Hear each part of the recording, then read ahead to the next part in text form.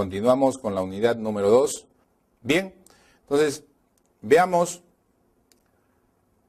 en primer orden quién es un auditor tributario. ¿A quién se le reconocería o se le reconoce un auditor tributario? Un auditor tributario es el responsable del ejercicio de fiscalizar, de acuerdo a ley o en cumplimiento del ejercicio profesional, para lo cual tendrá que aplicar procedimientos y técnicas de auditoría tributaria. Es decir, este profesional aplicará una auditoría de verificación de obligaciones tributarias que el contribuyente ha incurrido, que ha nacido la obligación de pago en concordancia o en cumplimiento de las normas que le sean aplicables. Dicho esto, debo precisar que el auditor tributario debe ser un contador público que ejerce la labor de auditor tributario. Debe tener un perfil debidamente identificado. Debe estar preparado no solamente profesionalmente, sino en valores éticos, en valores morales, de tal forma que tendrá que aplicar, entre otros aspectos, los principales principios de contabilidad. Digo los principales porque no necesariamente todos podrá cumplirlos, pero sí los más elementales, los más importantes. Otro aspecto importante que tiene que tener en consideración el auditor tributario es el concepto de control interno.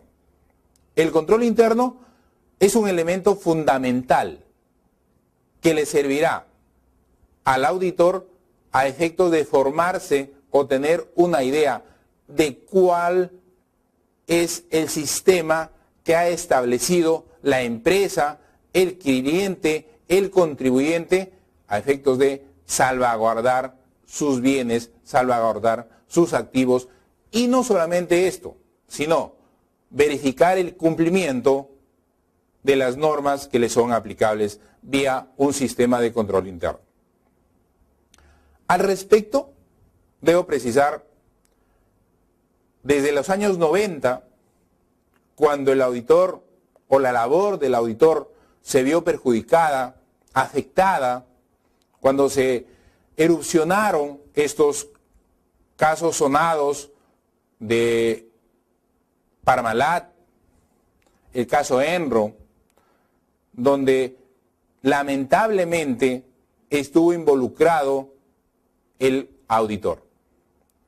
Si bien es cierto, era un auditor financiero, aquellos que estuvieron vinculados en estos escándalos financieros transnacionales, sin duda, a la par se fueron desarrollando enfoques que permitieron diagnosticar y evaluar y el estudio también del control interno. Tal es así que se da en el año 2004 el enfoque COSO 1. Este enfoque moderno que servía para evaluar el control interno, sin duda fue un aporte importante para la profesión que permitió salvaguardar, disminuir, menguar el riesgo que tenían los bienes, los activos en general de una empresa. ¿Frente a qué? Frente a los posibles delitos, a los posibles fraudes que se podían cometer. Entonces, el auditor tributario no puede estar ajeno a una evaluación del control interno de la entidad. Luego pasaron los años y este enfoque COSO 1 de pronto iba quedando lejos de la realidad. Y entonces, por cierto, allá por los años 2007, 2006, se dio el nuevo enfoque, COSO 2. Un COSO 2 que trajo como componentes 8 partes importantes y cómo evaluar el control interno, versus el COSO 1, que COSO 1 solamente tenía 5 componentes. En estos enfoques se empieza a utilizar un término que sin duda revolucionó el aspecto contable, el aspecto tributario. Y la palabra, el término es el riesgo. Claro, el riesgo, minimizar el riesgo, convivir con el riesgo, tener políticas para hacer frente al riesgo, de eso se trata el control. Y el auditor tributario necesariamente tendrá que tener dentro de sus posibilidades de trabajo, dentro de sus alcances, el de evaluar al sistema de control interno de la entidad. En efecto, este auditor tributario debe cumplir ciertas cualidades. Debe ser un profesional con experiencia, con capacidad de análisis, dotado de capacidades y de criterio profesional nato. Gozar de una independencia de criterio. Si este auditor no tiene estas cualidades, vaya, seguramente que tendrá que hacer mayores esfuerzos para obtener evidencias que le sirvan como soporte a su informe, a su trabajo, a su opinión que vaya a vertir producto de su proceso de auditoría. Pero a la par, existe la administración tributaria, cuyos objetivos y facultades nosotros lo podríamos encontrar en el Código Tributario.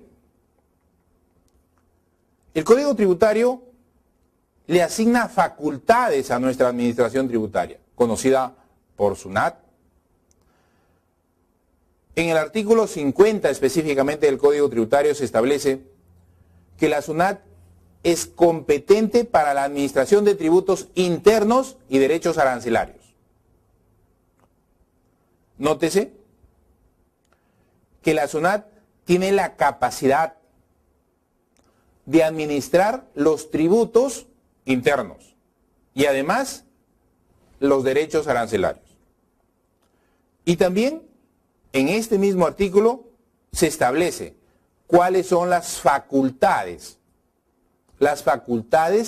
de la administración tributaria. En primer orden tenemos la facultad de recaudación. Esa es su primer función principal. Luego tenemos la función de determinación de obligaciones tributarias. También tenemos la otra, fiscalización. Y finalmente la de sancionar, la sancionadora. Estas 4 facultades le otorgan un poder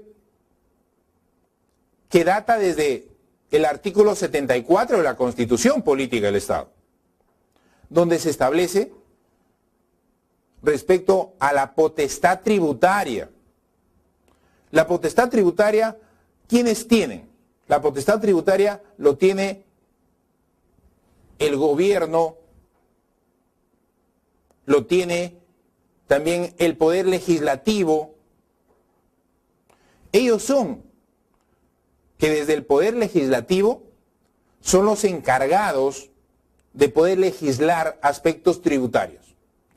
Dice, pero por excepción, el Congreso o el poder legislativo podrá otorgar facultades extraordinarias al Poder Ejecutivo a efectos de que puedan legislar sobre temas específicos de tributación. Es así como nace la tributación. Es así como nace las facultades que tiene la administración tributaria. Dicho esto, el auditor tributario tiene enorme responsabilidad. Responsabilidad en condición de auditor de la administración tributaria. Incluso este auditor, este funcionario, tiene la capacidad de llevar entre su responsabilidad y su actuación, tal como dice el Código Tributario, tienen una responsabilidad inherente a su función. Tienen una potestad de poder fiscalizar, de poder determinar, de poder sancionar, de poder recaudar. Pero también tienen algo importante, la discrecionalidad, cómo pueden actuar o cómo deben actuar. Esa es entonces la responsabilidad del auditor del lado de la administración tributaria. Pero también tenemos el auditor independiente, que también es un auditor tributario. El auditor que está al frente de la administración tributaria.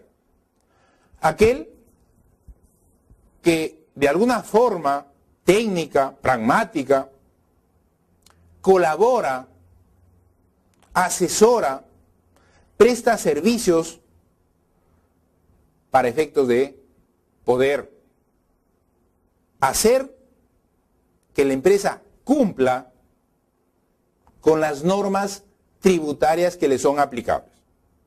Y, en consecuencia, poder permitir a la empresa que no sea objeto de sanciones, que no sea objeto de embargos, que no sea efecto de clausuras, de comiso de sus bienes. Entonces, si tienes un auditor tributario dentro de tu staff de asesores, como empresa, definitivamente es una inversión. Tanto el auditor que corresponde o que pertenece a la administración tributaria, como el auditor que está al frente en la empresa, en el contribuyente, en el deudor, estos necesariamente tendrán algunas cualidades innatas. La integridad de su trabajo, la puntualidad. Acuérdense que la administración tributaria, si usted no presenta una declaración jurada dentro del plazo que te está establecido, simplemente ha sido sujeto de una sanción. Has cometido una infracción, en consecuencia vas a ser pasible de una sanción. El auditor tiene que tener trato social. Allá cuando quien les habla estudiaba en la universidad, un profesor nos decía, en la auditoría no solamente hay que parecer, sino ser honestos. El auditor tiene que actuar con enorme discrecionalidad respecto a la información que tiene a su mano o que tiene a su alcance. Tiene que tener una alta capacidad intelectual de análisis, de discernir, de interpretar las normas conforme está escrito o de acuerdo a la doctrina, a una doctrina comparada, a una comparación de normas de diferente índole. Entonces, el auditor tiene que tener una alta capacidad intelectual. Entonces, si esos perfiles tiene el auditor va a tener que tener presente dos aspectos importantes. Cuando tiene al lado al deudor tributario, o también llamado contribuyente, debe saber distinguir que el deudor tributario está dividido dentro de dos aspectos importantes: el contribuyente y el responsable del pago. El contribuyente es aquel que realiza o respecto del cual se produce el hecho generador de la obligación tributaria. O sea, dicho de otras palabras, en otras palabras, es aquella persona dentro del cual se produce un hecho imponible. Y por decir un ejemplo,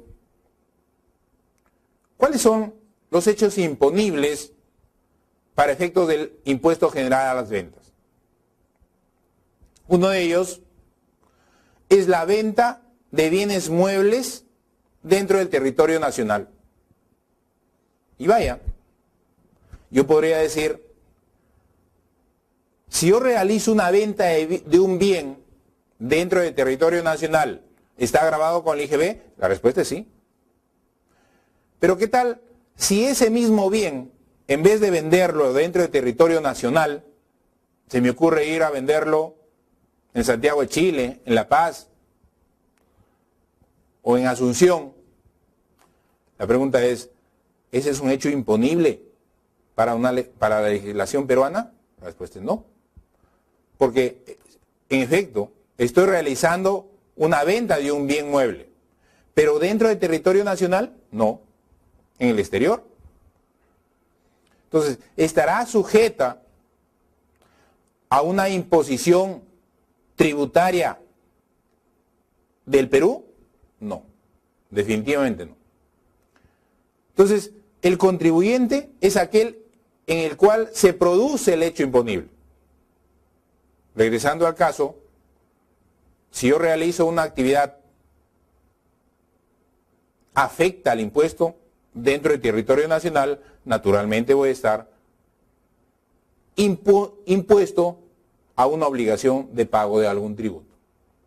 Y lo otro es aquel que sin tener la condición de contribuyente, estoy hablando del responsable, debe cumplir con la obligación atribuida a este. O sea, él ha asumido la responsabilidad de pagar. No se ha dado el hecho generador en él, sino que él asumió la condición de pagador. Por eso se llama responsable. Dice, debe cumplir la obligación tributaria atribuida a él. ¿Y de quién estamos hablando? De los representantes legales de las empresas, que por algunas circunstancias, valiéndose de alguna argucia, algo ilícito, deja de pagar totalmente o en parte las obligaciones tributarias. Y en consecuencia, la SUNAT, ¿qué hace? Lo declara responsable del pago. Bien, dicho esto, los responsables también son solidarios del pago. Y dentro de estos responsables solidarios podríamos precisar que son los tutores o curadores, son los representantes legales de las empresas, que cuando por un dolo, una negligencia o un abuso de sus facultades, simplemente dejaron de pagar. O en el caso de los padres, de los tutores, de los curadores, cuando por acción u omisión se produce algún incumplimiento de pago de las obligaciones tributarias. Solo en estos casos, estos serán responsables solidarios. En efecto, la administración tributaria, para cumplir su función de recaudación, utiliza varias técnicas que de alguna forma le genera ingresos, tiene resultados de cobro. Entonces, eventualmente, tienen unas esquelas, tienen una posibilidad de generar esquelas. Son documentos simples, citas a los contribuyentes donde instan a pagar sus obligaciones. Estos documentos, sin duda, son meramente de recaudación. No son documentos oficiales que puedan ser apelados, que puedan ser reclamados, que puedan ser objetados por parte del contribuyente. Esta esquela es una simple invitación que la administración realiza a los deudores tributarios. En mérito a que tienes una conducta de obligaciones impagas, entonces vía este documento la administración tributaria te invoca que vengas a pagar, que vayas a pagar, que cumplas con pagar tu deuda. Pero eso es en términos generales.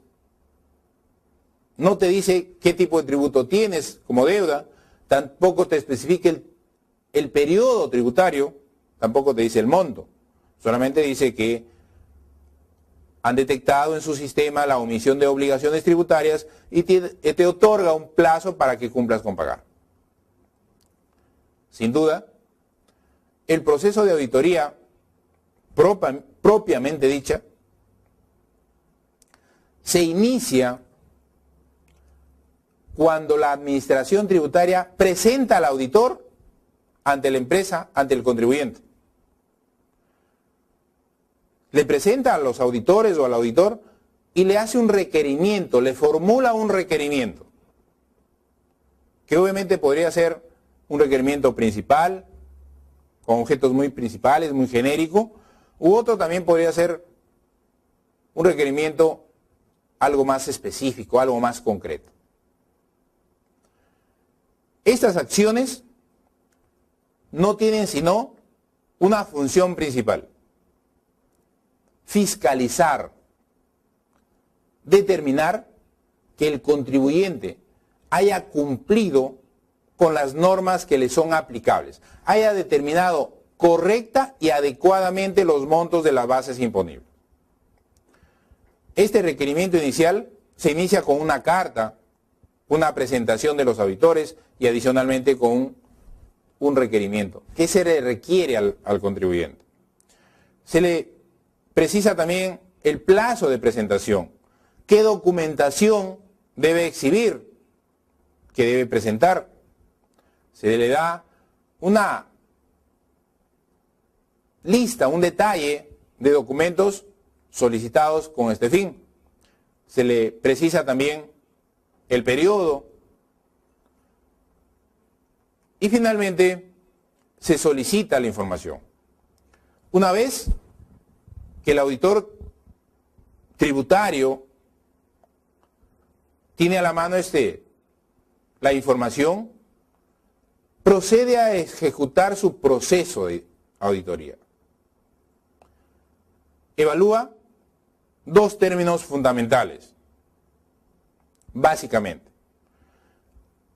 los aspectos de hecho y los aspectos de derecho de esa información.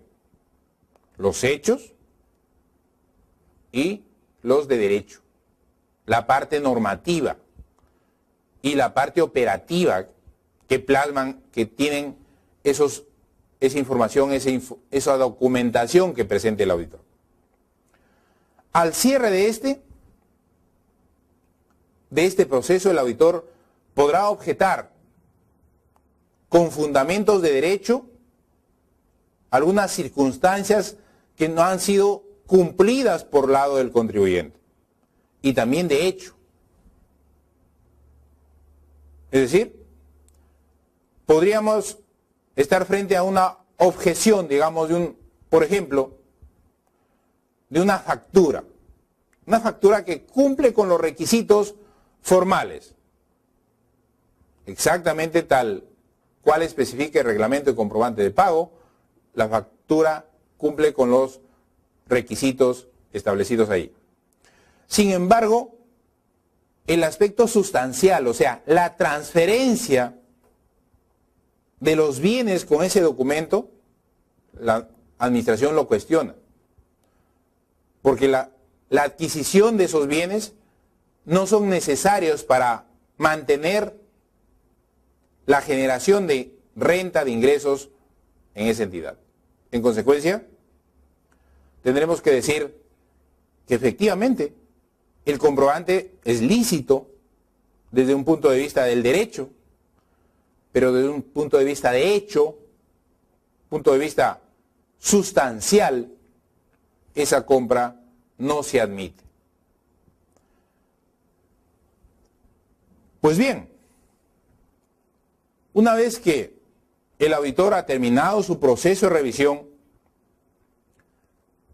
el auditado, el contribuyente o la empresa tiene la potestad de interponer un reclamo ante esta auditoría, ante esta fiscalización, el cual él no está conforme.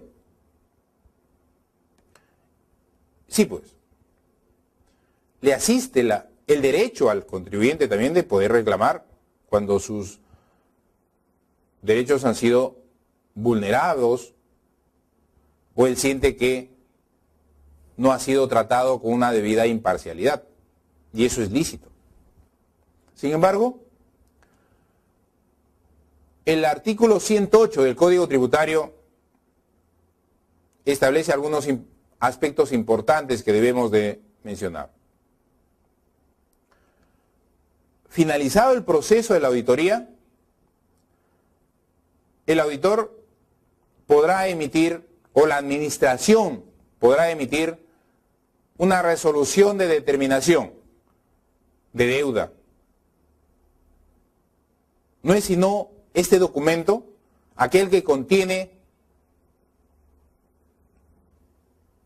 la información cuantificada de los saldos pendientes de pago producto de la fiscalización.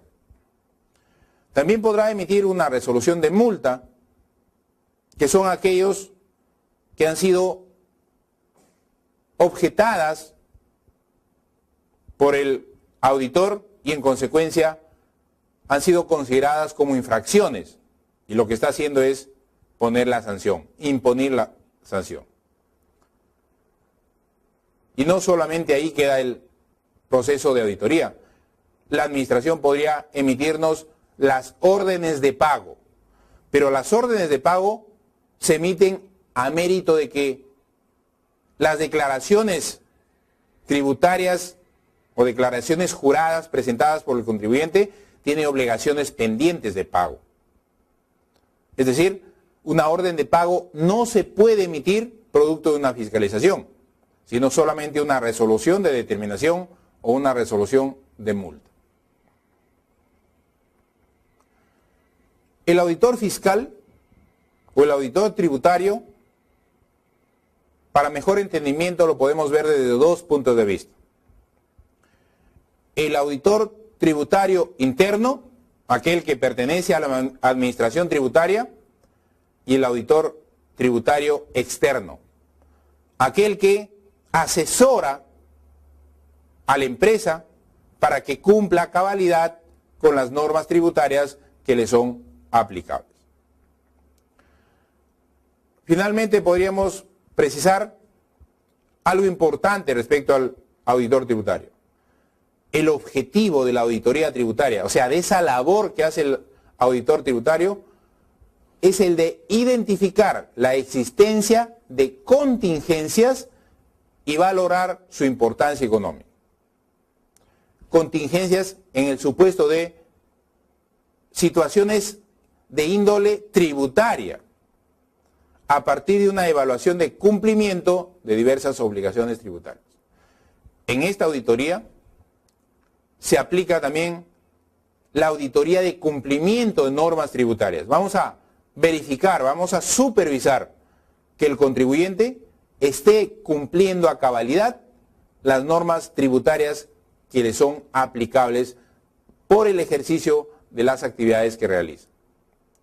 Bien, entonces espero haya quedado claro cuál es la función, cuál es la labor y cómo se diferencia la labor del auditor visto desde el punto de vista como administración tributaria o también desde el punto de vista como asesor tributario.